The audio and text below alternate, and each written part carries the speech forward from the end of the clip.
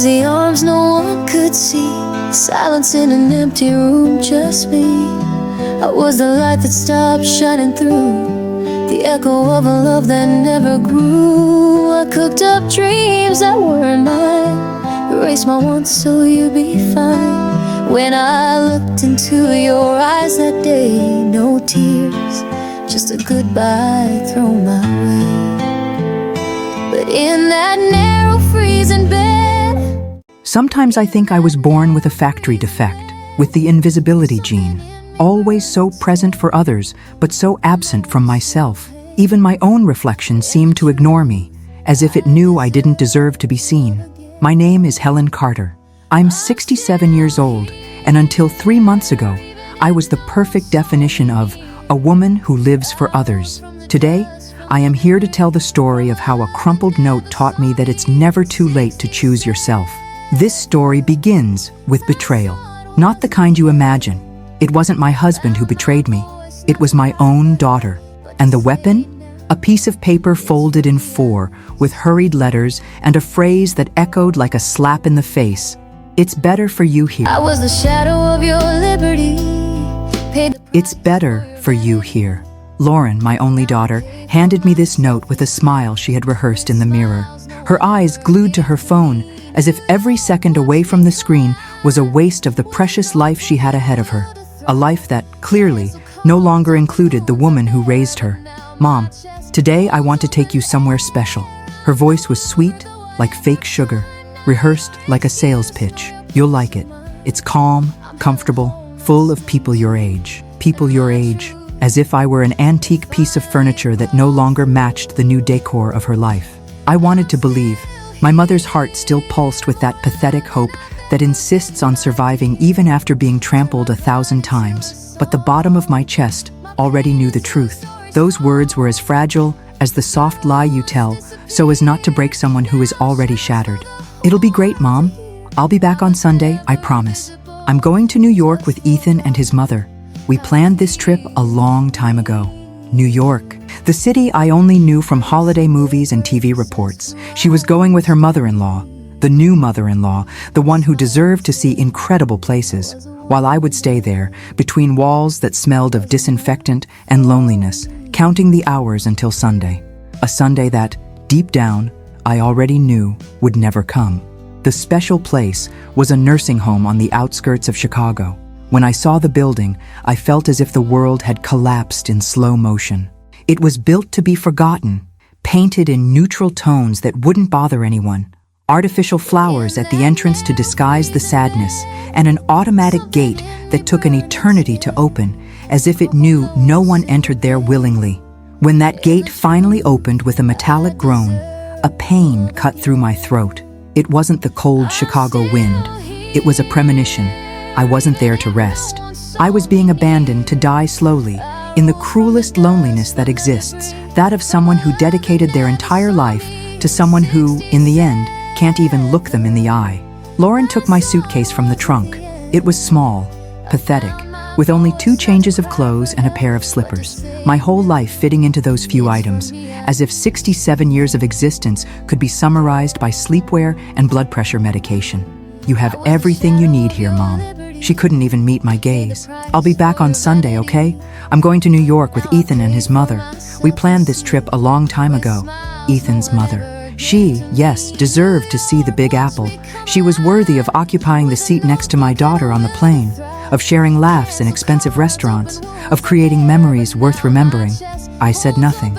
I didn't protest. I just walked in, carrying not only my suitcase, but the crushing weight of a lifetime of sacrifices that apparently were worth nothing.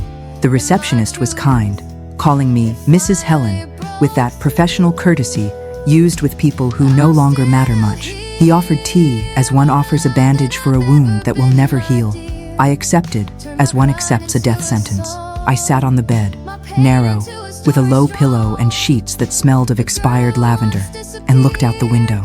The view was a beige wall, nothing but a beige wall, as if even the landscape was telling me my life had come to an end.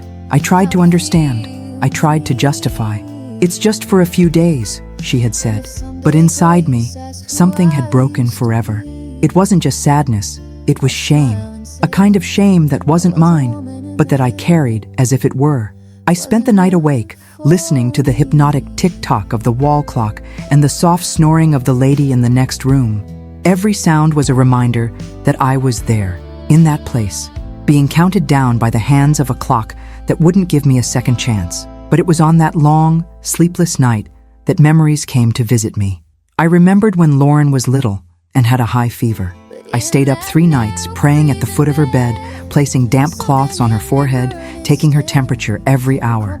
I remembered her first job, the dress pants I sewed by hand because she couldn't afford new ones, my fingers bleeding over the sewing machine until late hours. I remembered when she cried over her first heartbreak at 15, and I was the first to say she deserved more, that she was strong, that she would overcome it. I was the one who held her pieces when she fell apart, who mended her wounds with infinite love and patience. And now it was I who was shattered, and there was no one to mend my pieces, no one to say I deserved more, no one to hold me. The next morning, something inside me had changed. It was no longer the Helen who accepted crumbs and called it a feast. It was no longer the woman who confused sacrifice with love. It was someone I didn't know, but who I was curious to discover. I had my coffee with a calmness I hadn't felt in years. I put on my best blouse, the only one that still carried the scent of the house that was once mine, and went to the reception with the determination of someone who had finally decided to fight for herself. I asked permission to use the computer. The employee, polite and professional, granted it with a smile that mixed kindness with pity. I went to the bank's website, typed my password with fingers that trembled not from fear, but from a courage I didn't know existed within me. And then I did the unthinkable. One by one, I canceled everything. Main card, additional cards, joint account. Everything that was in my name and that I had supported for years, like an idiot in love with a daughter who saw me as an ATM with legs. It wasn't for revenge. It was for dignity, for respect for a woman who had given everything and received crumbs in return. Every click was like cutting a rope that tied me to a life that was never truly mine.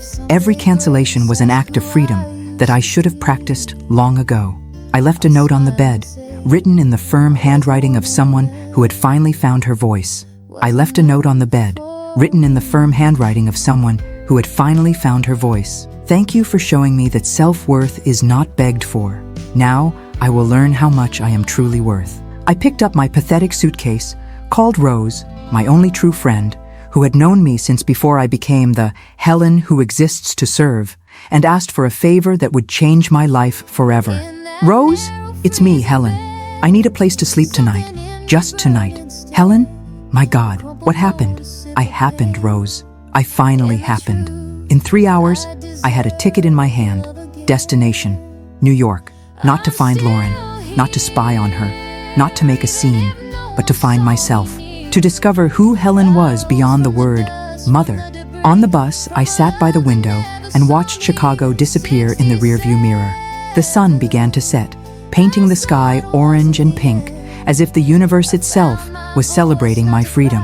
A young woman next to me, young with curious eyes and a genuine smile, asked, "First time in New York?" I looked at her, smiled with a lightness I hadn't felt in decades, and replied, "First time truly living." And that's how everything began to change. At 67, I was being born. Have you ever loved someone so much that you forgot to love yourself? As the bus cut through the darkness of the road, carrying me away from the life I knew, memories attacked me like a flood. Each memory was a precise stab, showing exactly how I had erased myself piece by piece until only a shadow of what I once was remained. Lauren, my girl, my reason for living for so long. I loved her with an intensity that sometimes physically hurt, as if my heart was too small to contain so much love. But there, on that bus seat, I asked myself for the first time, did she love me the same way? Or was I just convenient? I closed my eyes and let the film of my life play. Lauren at 5 years old, running into my arms after falling off her bike for the first time. She screamed my name before even hitting the ground, as if she knew I would always be there to catch her falls. I ran, hugged her, wiped the blood from her scraped knee and said, "You are strong, my little warrior. Everything will be fine." And it was. It always was, because I was there to make sure it was. Lauren at 12, desperate for a new dress for the school dance. I had no money, never did, but that was never an obstacle when it came to making my daughter happy. I spent 3 whole nights sewing, buying scraps of fabric on sale, pricking my fingers with the needle until they bled, creating something unique with my own hands and all my love. When she put on that dress, blue as the sky, with small pearls I embroidered one by one, her eyes shone like stars. "You're the best mom in the world," she said, hugging me tightly. At that moment, I firmly believed that being the best mom in the world was all I needed to be, that it was enough, that it was the most I could aspire to in life. How wrong I was. How wrong I was. Things began to change as Lauren grew up. Adolescence brought a coldness that I interpreted as a phase. At 18, she got into a prestigious university. It was a day of celebration, pride, tears of happiness, but it was also the first day I realized something fundamental had changed between us. "Mom, you don't have to come with me to enrollment. Amanda already arranged for her dad to take us." The words came out naturally from her mouth, but they cut through me like a cold blade. She didn't even notice my expression. She was already on the phone, laughing with her friend, planning a life that clearly didn't include the woman who had made it all possible. I stayed home that day, pretending everything was fine, that I had important things to do, but I cried in the bathroom until I had no more tears. It was the first time I felt disposable. The first time I understood that my usefulness had an expiration date. Then came the university phase. Lauren lived on campus, came home on weekends when she needed to do laundry or when her allowance ran out before the end of the month. Our conversations became functional. "Mom, can you transfer some money? Mom, can you pick up my stuff from campus? Mom, can you make that cake I like for me to take to my friends?" I always said yes, always rushed to help, always felt grateful when she needed me, even if it was just to solve problems or provide services. Her wedding was the most painful blow.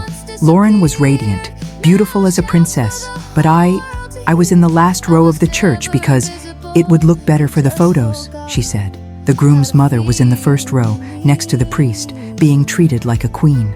I was in the back, like a lower-class guest. I smiled throughout the ceremony. I applauded when I should. I cried with joy when I should.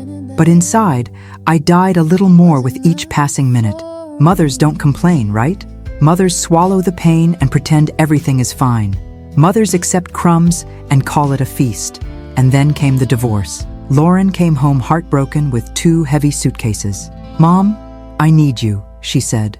And I rushed, as I always rushed. I left my small apartment, rented it out to strangers, and moved into the small room next to her laundry room. "It's only temporary," I told myself, a lie that lasted 4 years. At first it was good. We were accomplices again. We had lunch together, watched silly movies on TV, laughing at jokes only we understood. I made soup on cold days and left loving notes on the bathroom mirror. "It will pass. You are stronger than you think. I love you forever, daughter." She never replied to the notes, but I thought, it's the grief of separation. Soon she'll be my affectionate girl again. She did come back, yes, but different, more distant than ever. She started coming home late, always with vague excuses. She started hiding her phone, smiling to herself while typing messages to people I didn't know. That's when I first heard about Ethan, the successful hotel industry businessman. Ethan was never truly introduced to me. He would come to the house, but I was discreetly asked not to appear much. "Mom, Ethan is coming over quickly today. Can you stay in your room? We'll talk better later." Always later. Always when it was convenient. And I accepted. Because mothers accept. Because mothers understand. Because mothers nullify themselves so that others can be happy. But the truth is, I didn't understand anything. I didn't understand how my presence, which used to be everything to her, had now become an inconvenience. I didn't understand how I, who was her lap, her shelter, her safety net, was now treated like an old piece of furniture, useful, but outdated. One night, I overheard a conversation I shouldn't have heard. I was in the kitchen washing dishes, and they were in her room. The door didn't close properly, and their voices reached me like knives. "You still live with your mother?" Ethan's question had a judgmental tone that chilled my blood. Lauren replied in a tone I will never forget, because it destroyed something within me that was never rebuilt. For now, she helped me a lot after the divorce, but you know, she's too simple. She doesn't fit into the environment of my new life. Too simple. As if simplicity were a defect. as if the fact that I had ridden buses my whole life, worn repeated clothes, and bought used furniture made me less worthy of existing in the same space as them. That night, I didn't have dinner. I sat on the bed, staring at the low ceiling of my small room, feeling exactly as she had described me. An old piece of furniture, useful when necessary, but basically a nuisance. After that conversation, the trips began to emerge. Weekend getaways that didn't include me. Invitations to events where there was no room for one more. And then, the trip to New York began to be planned. I heard Lauren talking on the phone with Ethan's mother. It's going to be wonderful, just us, the family. An intimate moment, without interference. Interference. I had become an interference in the life of the person for whom I sacrificed my own life. The following week, she came up with the idea of the special place. Her eyes shone in a way I hadn't seen in a long time. But it wasn't from happiness at being with me. It was from relief at getting rid of me. Mom, I found an amazing place for you to rest for a few days. It's beautiful, organized, with ladies your age to make friends. You'll love it. Her excitement was almost convincing. Almost. I accepted, because mothers have that ungrateful gift of believing even when they already know they are being deceived. Because hope is the last thing to die in a mother's heart, even when everything else around is long dead. On the way to the nursing home, she hummed a song playing on the radio, as if she were going to a party. I, in the passenger seat, held a suitcase containing 2 changes of clothes and a pair of slippers, as if my whole life could be summarized in those few items. You'll like it, Mom. Ethan's mother recommended the place to me. She said it's perfect for people who need some time to themselves. Ethan's mother, that woman I never met, but who apparently had more influence on my daughter's decisions than I, who raised her alone. When the nursing home gate opened, I felt a shiver that had nothing to do with the cold. The place was beautiful on the outside, well maintained, but there was something there that deeply bothered me. A heavy silence, a smell of the end of the line, an energy of abandonment that permeated everything. Lauren handed me the folded note and gave me a kiss on the forehead, quick, perfunctory, like someone fulfilling an obligation. I love you, okay, Mom? It'll only be a few days. You'll see how good it will be for you. I stood there, in the middle of the flowery courtyard, watching her car disappear down the street, and it was at that moment, under the weak afternoon sun, that I finally understood the truth I had tried to deny for so long. It wasn't about me needing rest. It was about her needing to get rid of the shame I represented. That night, as the wall clock ticked away the longest hours of my life, I made the decision that would change everything. I would no longer be an old piece of furniture waiting to be discarded. I would no longer be the invisible mother who accepts any crumb of attention. I didn't know how, but I knew I had to get out of there. Not to prove anything to Lauren, but to prove to myself that I still existed, that I had always existed, and that I deserved much more than I was accepting, that I had always existed, and that I deserved much more than I was accepting. There are moments in life that break us, and others that free us. Sometimes they are the same moment. The next morning brought brutal clarity, as if overnight someone had cleaned a fogged-up glass that prevented me from seeing reality. I had spent 67 years being everyone's Helen, except my own. The Helen mother, the Helen who solves, the Helen who never says no. But who was Helen? Simply Helen? I got out of bed with a determination I hadn't felt in decades. I put on my best clothes, not to impress anyone, because there was no one to impress, but to respect myself, to honor the woman who was about to be born. I walked down to the reception with firm steps. The employee, a young woman with a gentle smile, greeted me with that professional courtesy mixed with pity that I already knew well. "Good morning, Mrs. Helen. How was your night?" "Revealing," I replied, and she didn't understand. How could she? I asked to use the computer, and she agreed immediately. "Of course, feel free." I sat down in front of the screen, took a deep breath, and typed the bank's address. My fingers didn't tremble with fear. They trembled with a new energy, with a courage I didn't know existed within me. I logged into my bank account and looked at the numbers on the screen. Everything was there. The credit cards Lauren used for her unlimited shopping, the joint account I religiously funded every month, the automatic debits that maintained the comfortable life she had grown accustomed to. Everything in my name, everything supported by me, the too simple woman who didn't fit into her new life. And then I did the unthinkable. I started canceling. The main card first. The one Lauren used to buy expensive clothes, to pay for romantic dinners with Ethan, to maintain the appearances she valued so much. Click, canceled. The additional cards next. Each click was like cutting a rope that tied me to a life that was never truly mine. Click, click, click. All canceled. The joint account was the most painful. That's where I deposited my retirement, my savings, the money I had saved by sacrificing small pleasures for years. From there came the payments for everything, the house where I lived in a small room, electricity, water, groceries, her whims. Click, canceled. It wasn't revenge. Revenge implies wanting to hurt someone. I didn't want to hurt Lauren. I wanted to free myself. I wanted to stop being the invisible support of a life that excluded me. Each cancellation was an act of self-preservation. It was Helen finally saying, I exist, I matter, and I will no longer support a life that treats me as disposable. When I finished, I printed the proof of all transactions. I folded the paper carefully and put it in my purse, not as proof of what I had done, but as the birth certificate of the new Helen. I went back to the room and sat on the bed. I picked up the paper Lauren had given me, that cursed note, and wrote on the back, Thank you for teaching me that dignity is not begged for. Now I will discover how much I am truly worth away from those who never knew how to value me. I picked up my pathetic suitcase, small, almost empty, as if my whole life fit into those few items, and looked around the room one last time. I didn't feel sadness.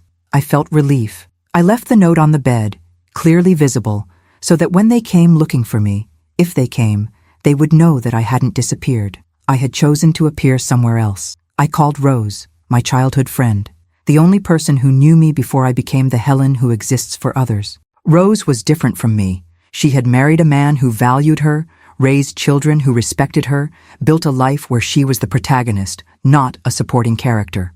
Rose, it's me, Helen. Helen, what a surprise. How are you, dear?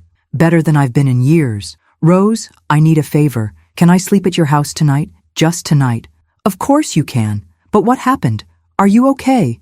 I'm better than okay. I'm alive. Rose didn't ask any more questions. That's what I loved about her. She knew when explanations could wait. In 2 hours, I was sitting in Rose's cozy kitchen, drinking coffee that didn't taste like a hospital or nursing home. She looked at me with those curious eyes I had known since childhood. Now tell me everything, she said, refilling my cup. And I told her.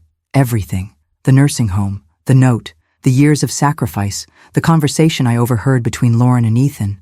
Rose listened in silence, but I saw her expressions changing, from surprise to indignation, from sadness to admiration. Helen, she said when I finished, you did the right thing. It took a while, but you did it. Do you think so?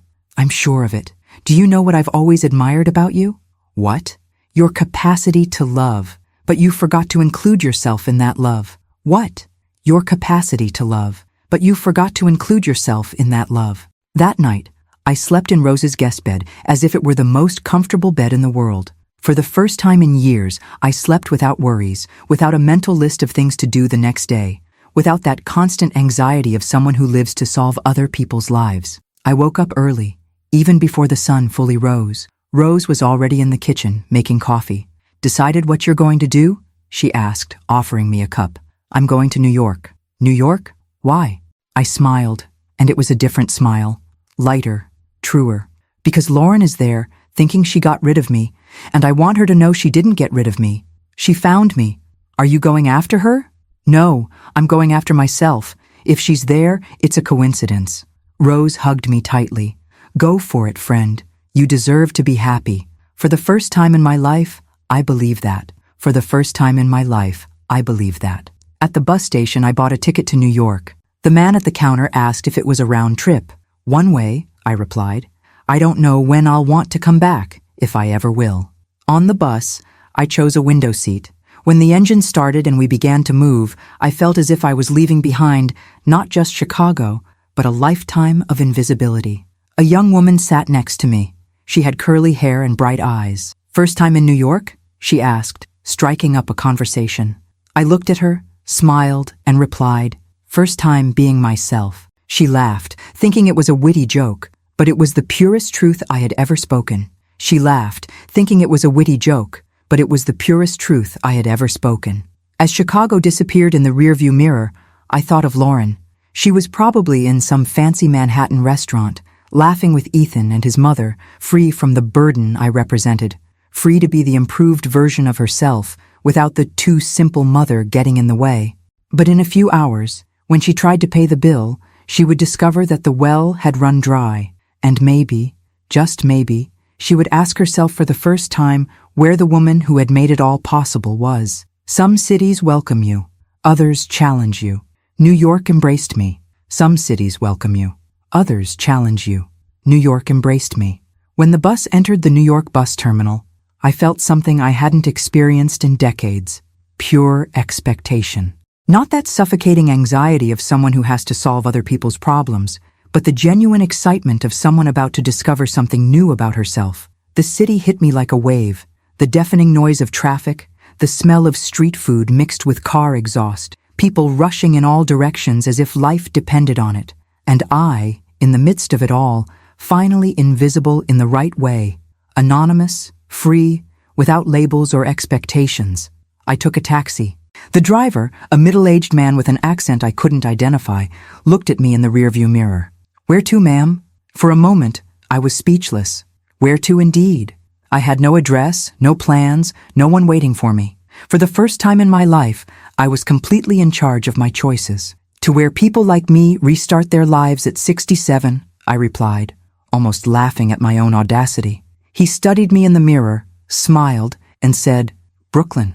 I'll take you to Brooklyn. That's where new beginnings happen." The car crossed the bridge, and I was glued to the window, mesmerized by the Manhattan skyline. It was as if the city was telling me, "Here, you can be whoever you want to be. No one will ask you why you chose to start over at 67. We stopped in front of an inn that felt like a hug. Red brick worn by time, large windows that let the light in generously, plants at the entrance that seemed lovingly cared for.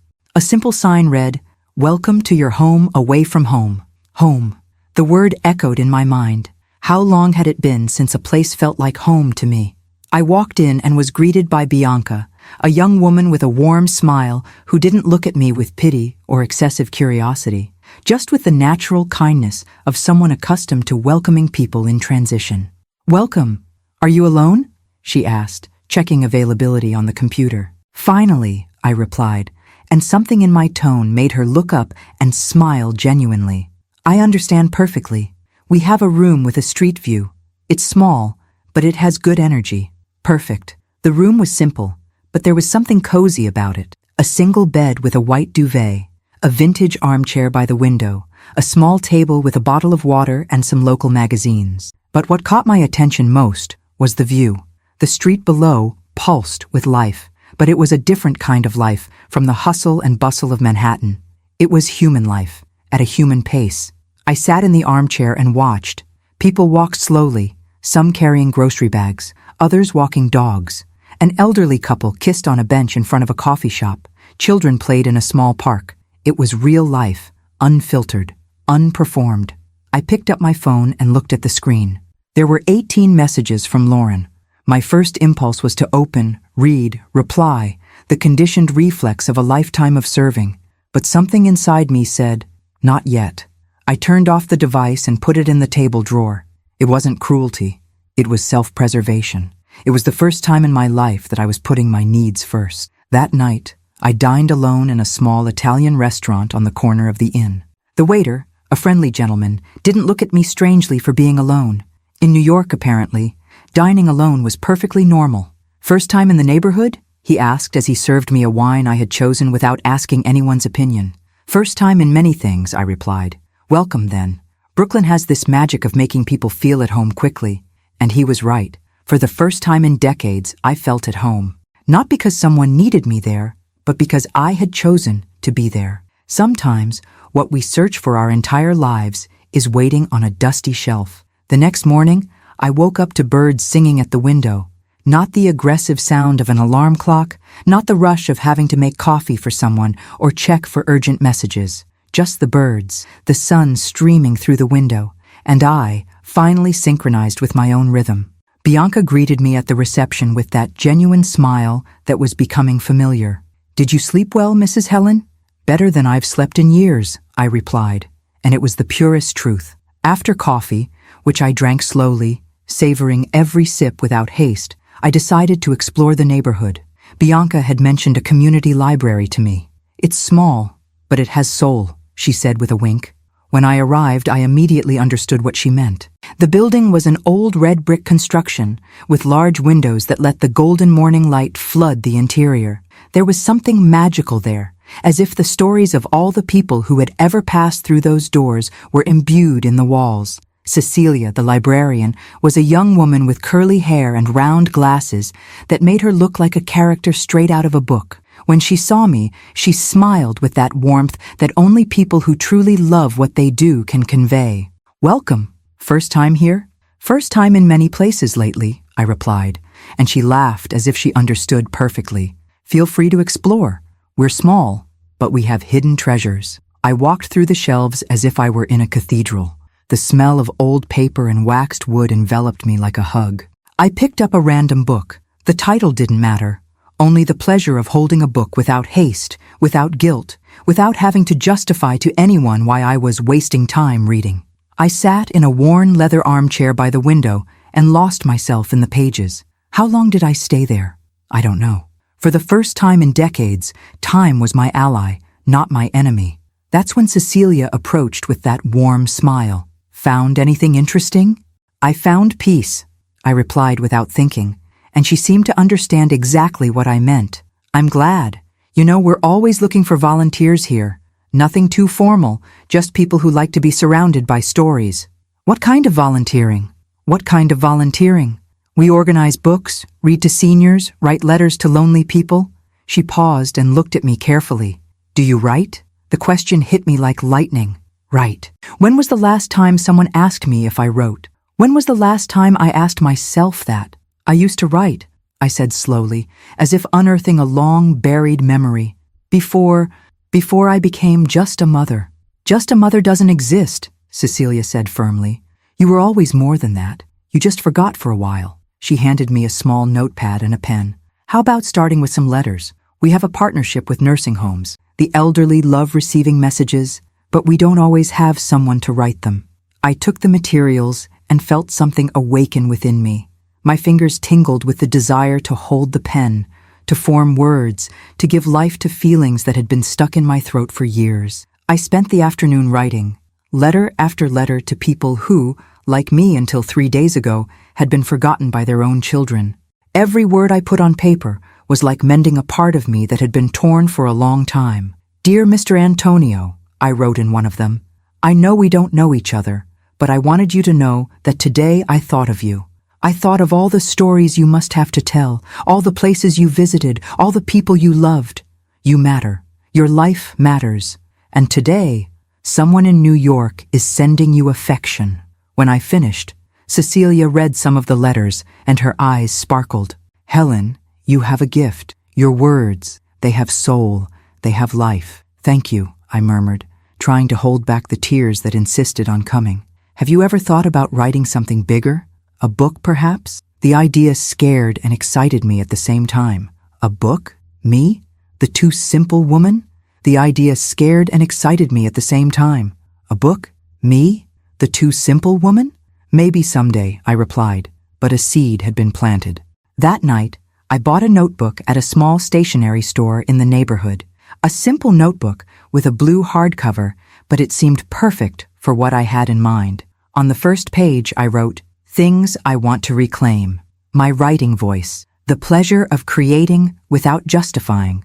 The woman who existed before getting lost in motherhood. The courage to tell my story." It was a beginning. Small, but completely mine. There are phone calls that change everything. This was one of them. Chapter 6. When Lies Fall. There are phone calls that change everything. This was one of them. 3 days later, my phone rang. It was a number I knew by heart, Lauren. I knew this moment would come. I knew that sooner or later she would discover that her credit card had stopped working, that automatic transfers had ceased, that the seemingly inexhaustible source of money had dried up. I took a deep breath and answered. "Mom?" Her voice was different. It was no longer the controlled, distant Lauren of recent years. It was a desperate, almost childish voice. "Mom, where are you?" "Somewhere where I truly exist," I replied, with a calmness that surprised me. "What do you mean?" "Mom, you disappeared from the nursing home. No one knows where you are. I came back from New York and you weren't there." "Oh, you came back?" The irony in my voice was impossible to disguise. "I thought you'd stay longer enjoying your family without interference." Silence on the other end of the line. Lauren had understood that I knew about the conversation she had with Ethan. "Mom, please, tell me where you are. I need to talk to you. The cards aren't working, my account is empty, I can't pay for anything." "And when did I need to talk to you, Lauren? When I begged not to be left in that place? When I tried to say I felt invisible in your life? I didn't know you felt that way." "You didn't know?" My voice rose a notch. "Or you didn't want to know? Because those are very different things." Lauren began to cry.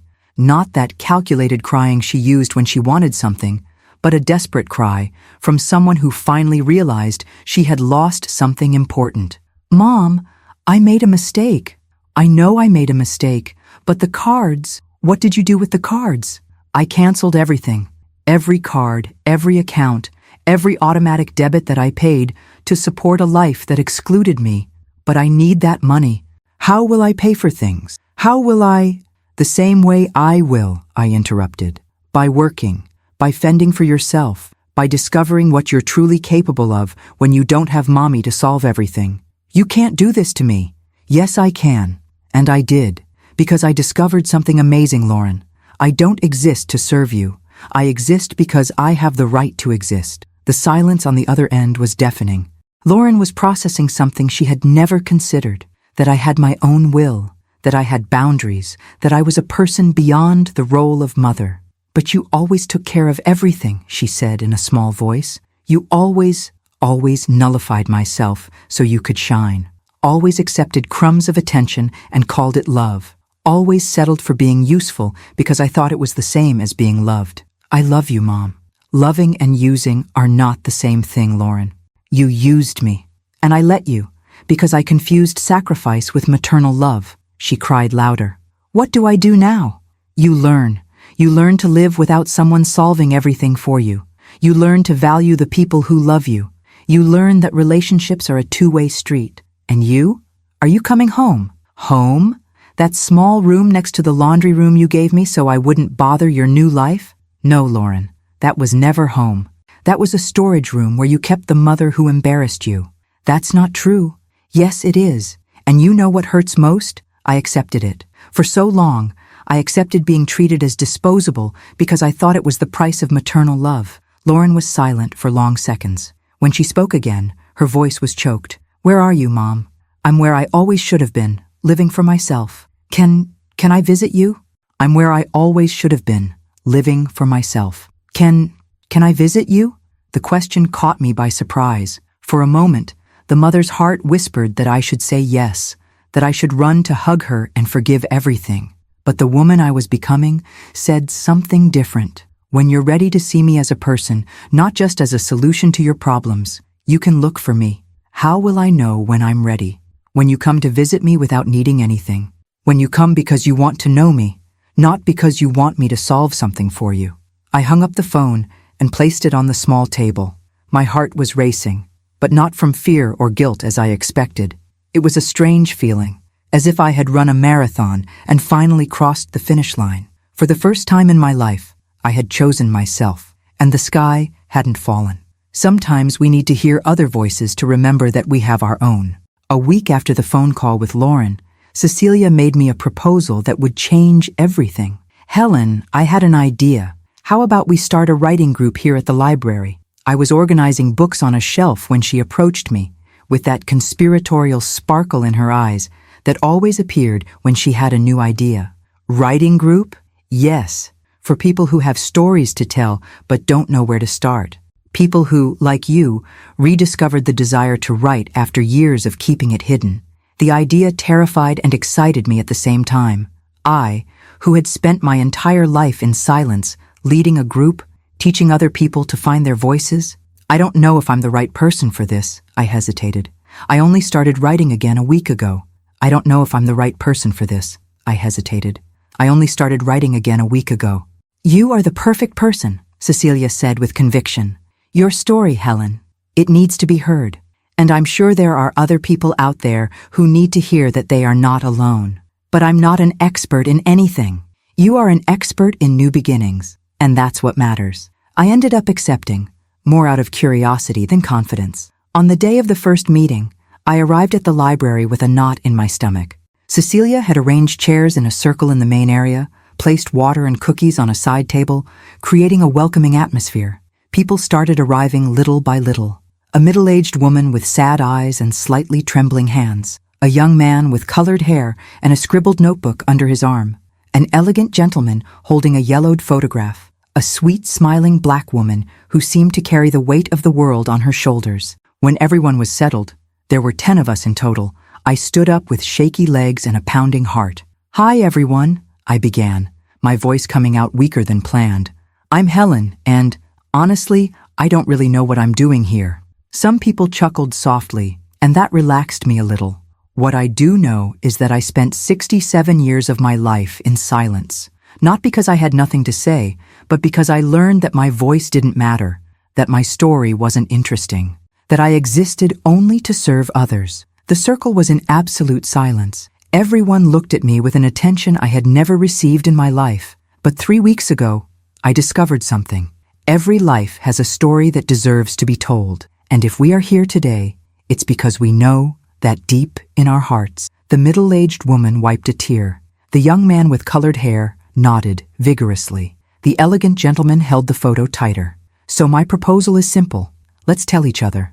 Let's write our stories, however simple you think they are. Because I learned that there are no simple stories. There are only stories that have never been heard. And so our first circle began. Each person introduced themselves and briefly told why they were there. Maria, the middle-aged woman, wanted to write about how she survived an abusive marriage and rebuilt her life at 45. I have 3 daughters, she said. I want them to know that it's always possible to start over. João, the young man with colored hair, dreamed of publishing a book of poems about depression and acceptance. I want other young people to know they're not alone, he murmured. Mr. Roberto held a photo of his wife, who had passed away 2 years ago. I want to write her memories. She had incredible stories, but she never told them to anyone but me. Dona Carmen, the sweet smiling lady, wanted to record her family's recipes and stories. I came from the interior of Bahia 40 years ago. I want my grandchildren to know where they came from. With each story, I felt something awaken within me. It wasn't just compassion, it was recognition. We were all people who had kept our voices silent for so long that we almost forgot we had them. Now, I said when everyone finished, let's write 15 minutes about the moment you felt most alive in your life. It doesn't have to be beautiful. It doesn't have to be perfect. It just has to be true. While everyone wrote, I also picked up my notebook and let the words flow. I felt most alive at 67 when I canceled all my daughter's credit cards and bought a one-way ticket to New York. Not because I wanted to hurt her, but because I finally chose not to hurt myself anymore. When time was up, I asked if anyone would like to share. To my surprise, everyone wanted to. Maria read about the day she took her children and left home with just one suitcase. It was the day I felt bravest in my life. João shared a poem about the first time he fully accepted himself. His words were raw, honest, beautiful. Mr. Roberto spoke about his honeymoon with his wife 50 years ago. That's when I understood what true love is. Dona Carmen described arriving in New York in the 80s, alone, not knowing a word of English. I was scared, but also hopeful.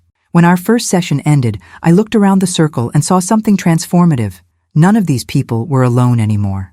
We had created a community of voices that could finally express themselves. Same time next week? I asked. I wouldn't miss it for anything, Maria said. You can count on me, João confirmed. I wouldn't miss it for anything, Maria said. You can count on me, João confirmed. And so our writing group was born. But more than that, the new Helen was born. The Helen who had something to offer that wasn't just service. The Helen who could guide without serving. The Helen who finally had a voice worth hearing.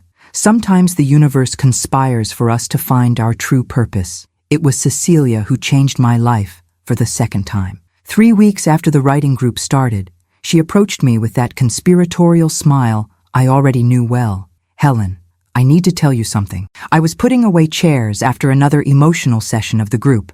This time, Mr. Roberto had read a text about his last conversation with his wife that made us all cry. What is it? I asked, stacking the chairs. I gave your contact to someone. I stopped what I was doing. What do you mean? I gave your contact to someone. I stopped what I was doing. What do you mean? Andrew Carter. He's an editor at a small independent publishing house here in New York.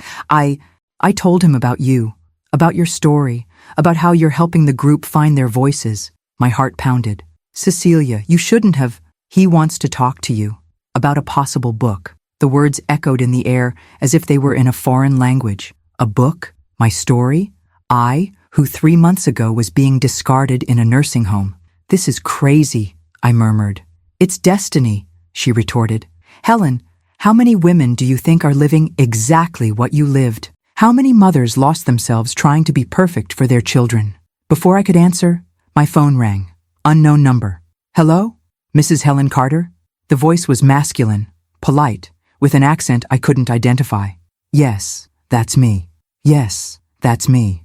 My name is Andrew Carter. I'm an editor at Storytelling Press. Cecilia told me about you, and I would love to talk. Do you have some free time for us to meet? I looked at Cecilia, who was practically jumping with anticipation, and took a deep breath. Of course. When would be good for you? How about tomorrow afternoon? I know a cozy coffee shop in Brooklyn. I can send you the address. I agreed, still in shock. When I hung up, Cecilia hugged me tightly. I knew it. I knew your story was special. That night, I could barely sleep. I kept imagining what this conversation would be like. What would I say? How would I explain my life to a stranger? How would I convince someone that the story of a 67-year-old woman who took decades to value herself could interest other people? The next day, I dressed more carefully than usual. Not to impress, but to respect myself. I chose my blue blouse, the same one I wore when I canceled the cards, combed my hair, and looked in the mirror. The woman staring back at me was no longer the invisible Helen of 3 months ago. There was something different in her eyes, in her posture, in the way she occupied space. For the first time in my life, I seemed comfortable in my own skin. The coffee shop was on a charming corner of Brooklyn, with worn wooden tables and plants in the windows. Andrew was already there when I arrived, a man in his 50s, gray-haired, round glasses, and a genuine smile that immediately put me at ease. Mrs. Helen? He stood up to greet me. It's a great pleasure to meet you. The pleasure is mine, I replied, still nervous. We ordered coffee, and he got straight to the point. The pleasure is mine, I replied, still nervous. We ordered coffee, and he got straight to the point. Cecilia told me your story, and I was fascinated. A woman who at 67 has the courage to completely start over, to value herself, to teach other people to find their voices. That's powerful, Helen. I don't know if it's that interesting. Let me ask you a question, he gently interrupted. How many women do you know who lost themselves taking care of their families? I immediately thought of Maria from the group, who had sacrificed years of her life in an abusive marriage, of Donna Carmen, who had raised 5 children alone and only now, at 70, was doing something for herself. Many, I admitted. Exactly. Your story isn't unique because it's different. It's unique because you had the courage to change it. And that can inspire millions of women to do the same. We talked for 2 hours. Andrew wanted to know everything. What it was like to grow up in a family that didn't value women's dreams. How I built my identity only around motherhood. How I gradually nullified myself. How the moment of deciding to leave was. And now? He asked. What do you want for the future? I want to keep writing. I want to help other people find their voices. I want my granddaughter, when she's born, to grow up knowing that a woman is not born to serve, but to shine. He smiled. Granddaughter? Lauren is pregnant. We haven't talked properly yet, but I know I'll be a grandmother soon. And I want to be the kind of grandmother who teaches that it's never too late to choose yourself. Andrew took notes throughout our conversation. When we finished, he looked me in the eye and said, Helen, I want to publish your story, not just as a biography, but as an empowerment guide, a book that shows other women that starting over is possible at any age. My heart almost stopped. Seriously? Completely serious. Would you be willing to work with me to turn your experience into a book? I left that coffee shop on cloud 9. A book, my story becoming a book.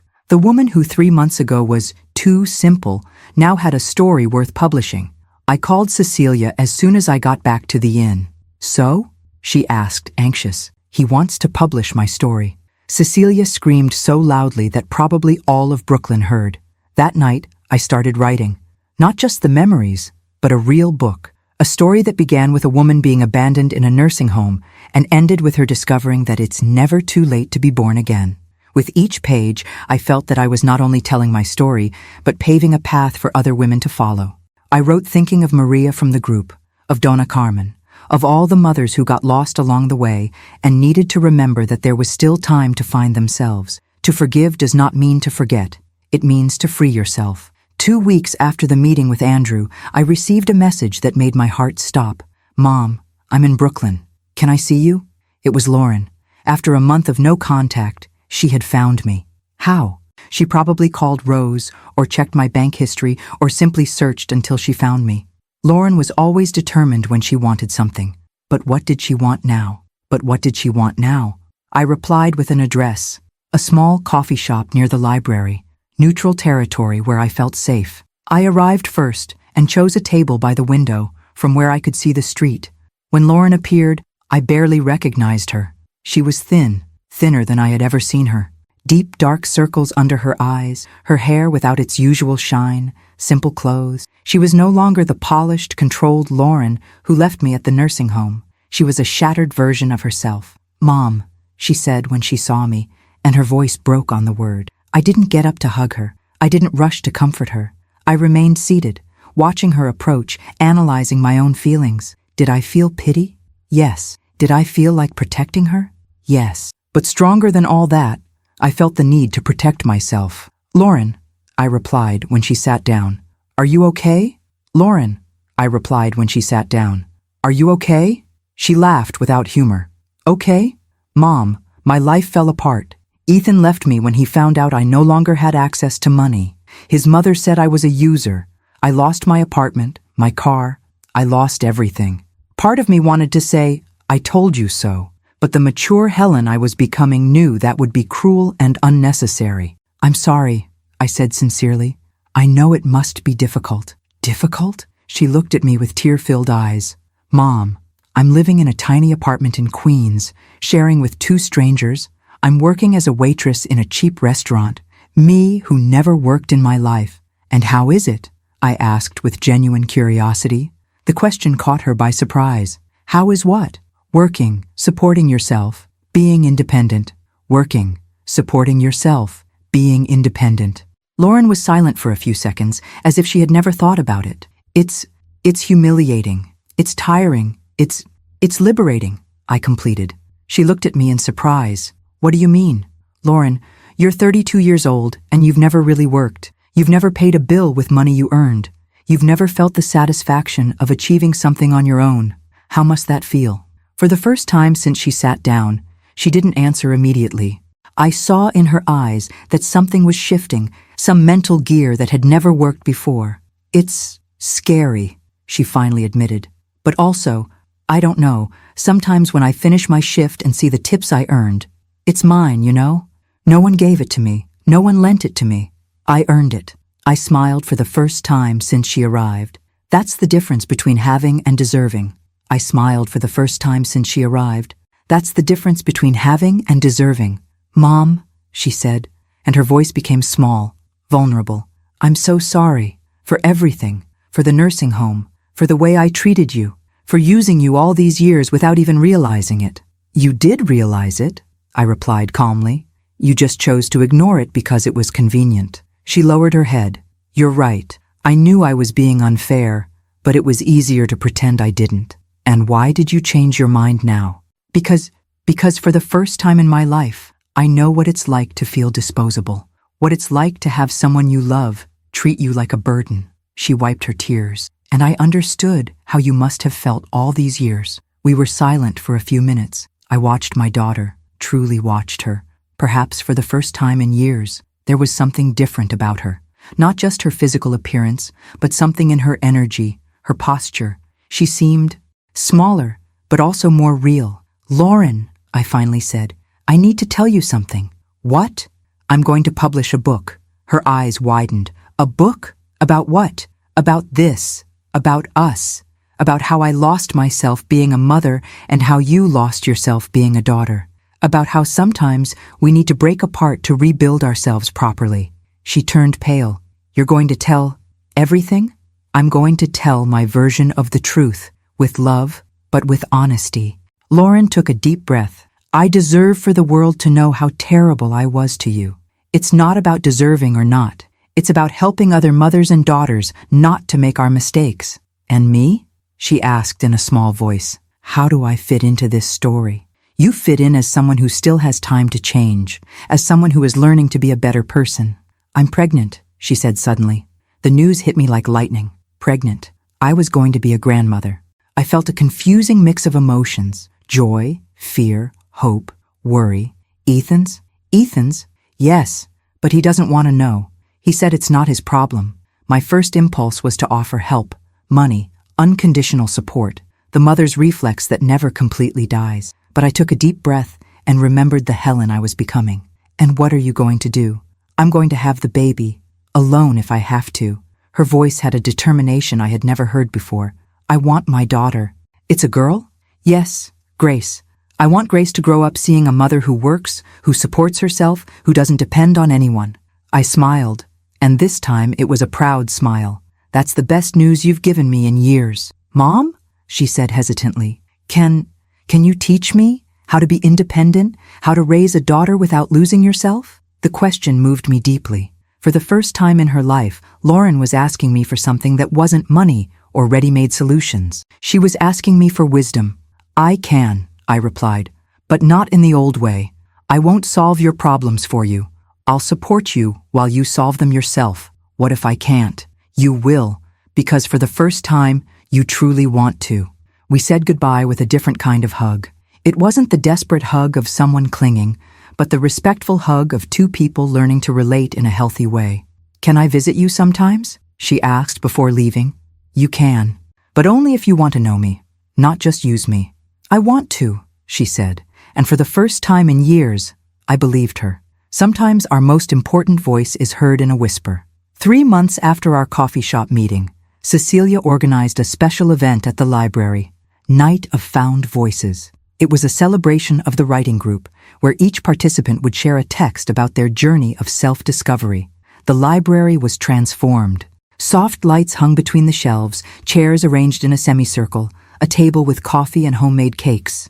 There were many more people than we expected. Friends of the participants, curious neighbors, even some local journalists whom Cecilia had discreetly invited. When it was my turn to present, I walked to the small improvised stage with a pounding heart. I looked at the audience and saw familiar faces, Maria and Joan from the group, Donna Carmen in the front row smiling proudly, Bianca from the inn waving encouragingly, and in the back, leaning against the wall, Lauren. She had asked if she could come, and I said yes. She was visibly pregnant, 5 months along, and had a look that mixed nervousness and pride. I opened my notebook, the same one I had bought on that first day in Brooklyn, and began to read.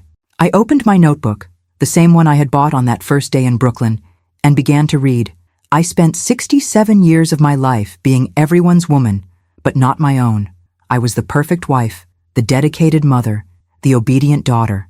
I was everything they expected me to be, except who I truly was. I believed that loving meant disappearing, that being a good mother meant nullifying myself, that my worth was in how much I served, not in how much I was worth. Until one day at 67, my own daughter handed me a note that said, "It's better for you here," leaving me in a nursing home as if I were an old piece of furniture that no longer matched the new decor.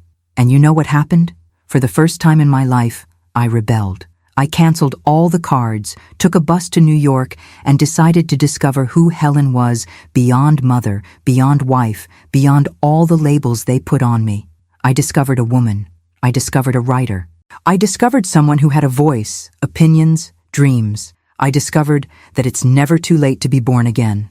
Today, I know that the greatest gift I can give my daughter is not to solve her problems, but to show that she can solve hers too.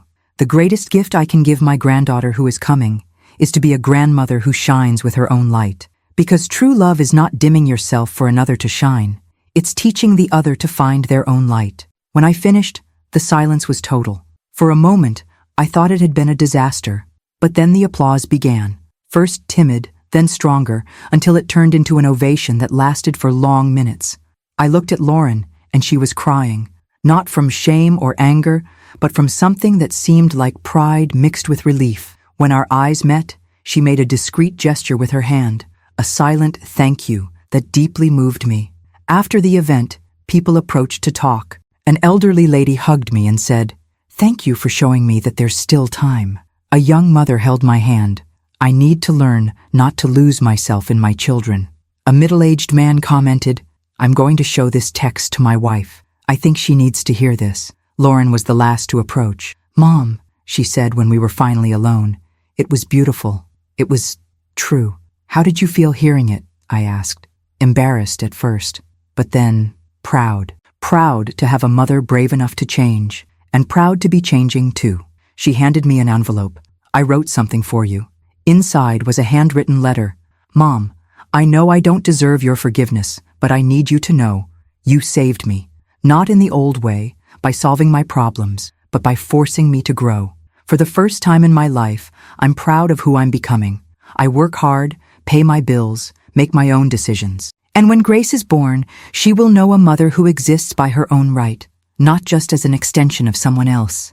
Thank you for teaching me that it's never too late to choose to be better. With love and respect, Lauren P.S. Can I bring Grace to meet her writer grandmother?" I cried, reading the letter. Not from sadness, but from a complex emotion that mixed relief, pride, and hope. We had made it. Both of us had managed to find ourselves. "Of course you can," I replied, hugging her. "But introduce me to her as Helen, not just as Grandma. I want her to know me as a complete person." Some stories are personal, others become universal. 6 months later, Andrew called me with the news that would change everything. "Helen, your book is ready." 6 months later, Andrew called me with the news that would change everything. "Helen, your book is ready." I rushed to the publishing house like an excited child. When he placed the first copy in my hands, I felt the world had stopped. The cover was simple, but powerful. A woman from behind, walking towards a golden light, carrying only a small suitcase. The Invisible Woman, A Journey Back to Herself, by Helen Carter. "You did it," Andrew said proudly. "Your story is ready to reach the world." The launch was at the library where it all began.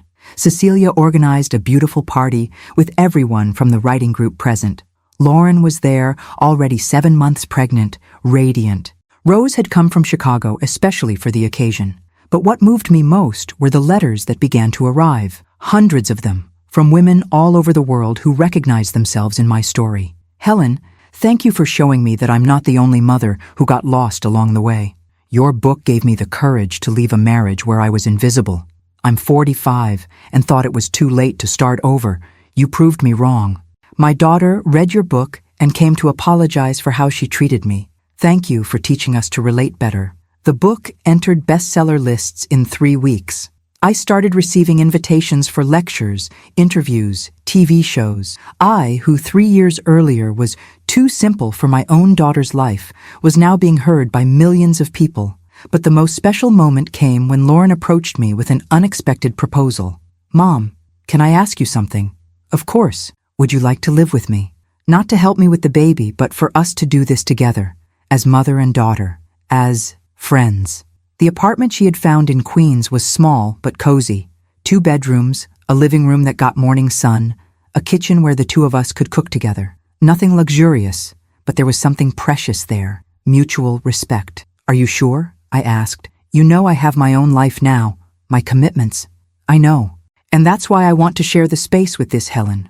Not with the Helen who only existed for me." I accepted. Not because she needed me, but because I wanted to be close when Grace was born. I wanted my granddaughter to grow up seeing 2 women who respected each other, who had their own lives, who supported each other without nullifying themselves. Some endings are just beginnings in disguise. Chapter 12. Grace, the new beginning. Some endings are just beginnings in disguise. Grace Helena Carter was born on a spring morning, weighing 3 kilograms and 200 grams of pure perfection. When I held her in my arms for the first time, I whispered in her ear, "You will never need to disappear to be loved, little one. I promise." Lauren looked at me from the hospital bed, exhausted but radiant. "Thank you, Mom, for everything, but especially for teaching me that women can start over whenever they want." My book had been released the week before and was already making an impact. We received letters daily, and sales were growing exponentially. But none of that mattered at that moment. What mattered was that child in my arms, and the certainty that she would grow up in a family where being a woman meant shining, not serving. "What do you want me to be called?" I asked Lauren. "Whatever you want." "What do you want me to be called?" I asked Lauren. "Whatever you want." "I want to be called Grandma Helen. Not just Grandma. I want her to know my name from a young age." Lauren smiled. "Grandma Helen is perfect." In the following months, our routine established itself naturally. Lauren worked part-time at a bookstore. She had discovered a passion for books, and I wrote and gave lectures. We shared Grace's care equally, each respecting the other's space and responsibilities. One night, as Grace slept between us on the living room couch, Lauren asked me, "Mom, have you forgiven me? Truly?" "I have," I replied, "but mostly I forgave myself for allowing us to reach that point." "How did you do that? How did you manage to change so much?" "I discovered that it's never too late to be reborn, and that self-love is not selfishness. It's a necessity. I discovered that it's never too late to be reborn, and that self-love is not selfishness.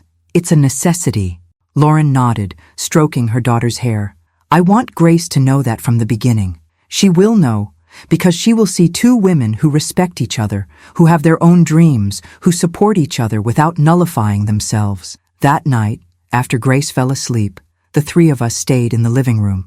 3 generations of women who had learned to value themselves, each with her story, her dreams, her achievements. "Mom," Lauren said, "thank you for teaching me that true love is teaching someone to fly, not clipping their wings. Thank you for giving me the chance to be a grandmother without ceasing to be Helen." Grace stirred in her sleep and murmured, "Grandma Helen is the coolest grandma in the world." I chuckled softly and covered her better. My journey had begun with abandonment and pain, but it was being written with love and respect. It wasn't the ending I had imagined for my life, but it was infinitely better, because I discovered that it's never too late to write a new chapter. It's never too late to choose how we want to be remembered, and it's never, ever too late to be born again. The letter that arrived 5 years later. "Dear Helen, my name is Sophia. I'm 42 years old, and I live in the interior of Minas Gerais. I'm writing this letter with tears in my eyes, but they are tears of gratitude.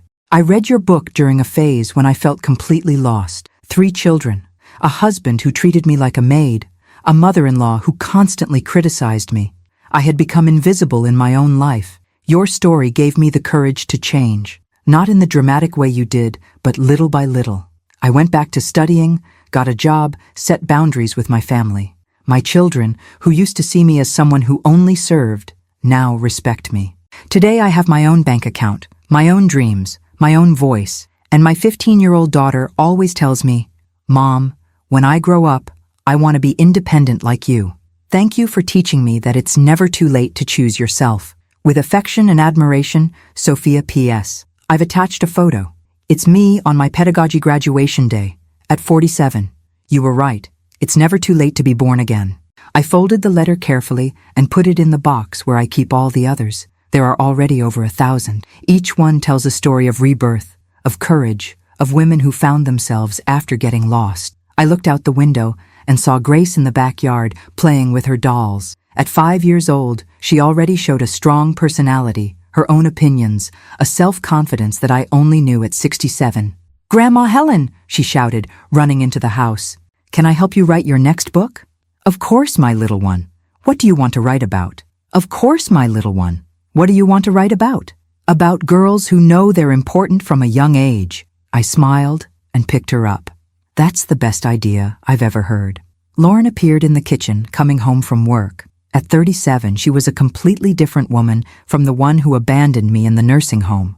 Independent, courageous, a mother who knew how to balance love and boundaries. "How was your day, you two?" she asked, kissing her daughter's forehead. "Grandma Helen is going to write a book with me," Grace announced excitedly. "That's great. About what?" About girls who don't need to disappear to be loved, I replied. Lauren smiled. I think the world needs that book. That night, after Grace fell asleep, the three of us stayed in the living room. 3 generations of women who had learned to value themselves, each with her story, her dreams, her achievements. Mom, Lauren said, thank you for teaching me that true love is teaching someone to fly, not clipping their wings. Thank you for giving me the chance to be a grandmother without ceasing to be Helen. Grace stirred in her sleep and murmured, Grandma Helen is the coolest grandma in the world. I chuckled softly and covered her better. My journey had begun with abandonment and pain, but it was being written with love and respect. It wasn't the ending I had imagined for my life, but it was infinitely better, because I discovered that it's never too late to write a new chapter. It's never too late to choose how we want to be remembered, and it's never, ever too late to be born again.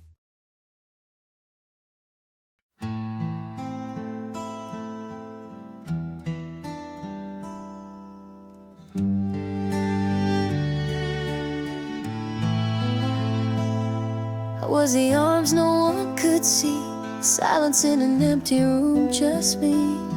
I was the light that stopped shining through, the echo of a love that never grew. I cooked up dreams that weren't mine, erased my wants so you'd be fine. When I looked into your eyes that day, no tears, just a goodbye thrown my way. But in that narrow freezing bed, something in me burned instead, a crumpled note, a sip of pain, and the truth, I deserve love again. I'm still here, even if no one saw me near. I rose from the dust, from the debris, from a love that never saw me. At 67, I saw it wasn't the end. I found my voice, not to cry for help, but to say now, it's for me I stand. I was the shadow of your liberty, paid the price for your vanity, but now I pay for myself, you see, with smiles no one ever gave to me. New York, watch me come alive, with a notebook and a will to thrive. Cancel cards, open wounds I bear, but now my chest holds open air. I'm no longer the whatever kind, not your excuse nor your peace of mind. I'm Helen whole, not split in two, and my truth, it finally broke through. I'm still here, more alive than I've ever been, my dear. Turn my crying into a song, my pain into a story strong. The girl who once disappeared now shouts for the whole world to hear. I was never invisible, you just forgot how to feel me. And if someday Grace asks who I used to be, I'll smile and say I was a woman and that was enough for me.